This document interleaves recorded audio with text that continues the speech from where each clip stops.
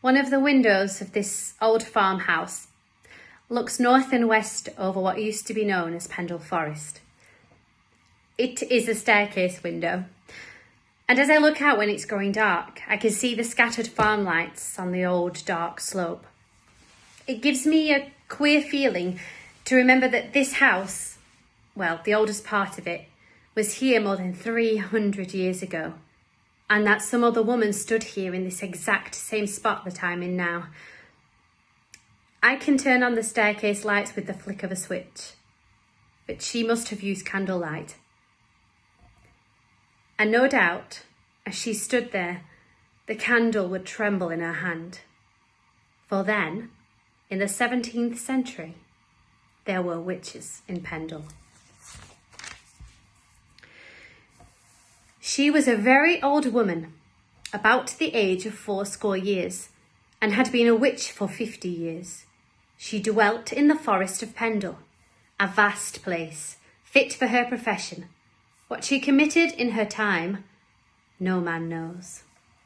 So Elizabeth Southern's, better known as Old Demdike, was described at the Lancaster witch trials in 1612, when the practice of the Pendle witch cult was revealed in its full horror.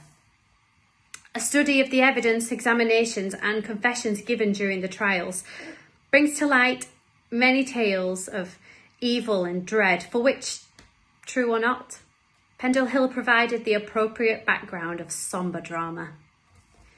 Even today, seen just before a dark afternoon of wind and rain, its heights have an air of gloomy mystery.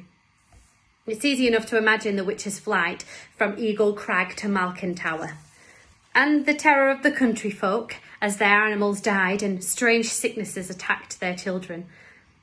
The names of Demdike and Chattocks and Nutter were well known in the Pendle region.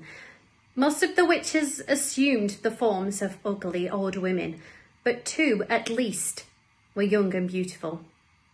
One of these, Anne Redfern, appears to have been particularly adept in the making of clay images, and by this means so bewitched a certain Robert Nutter, who sought to seduce her that he felt sick and went away.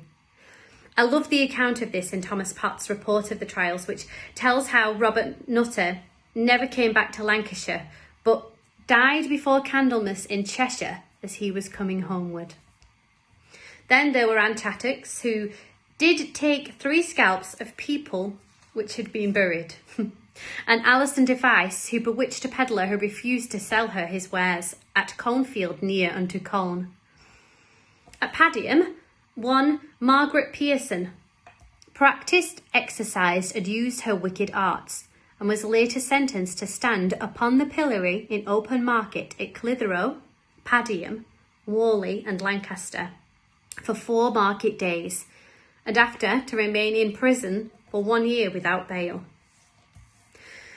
Witches of this breed are found in Lancashire no longer, but the places that knew them still remain.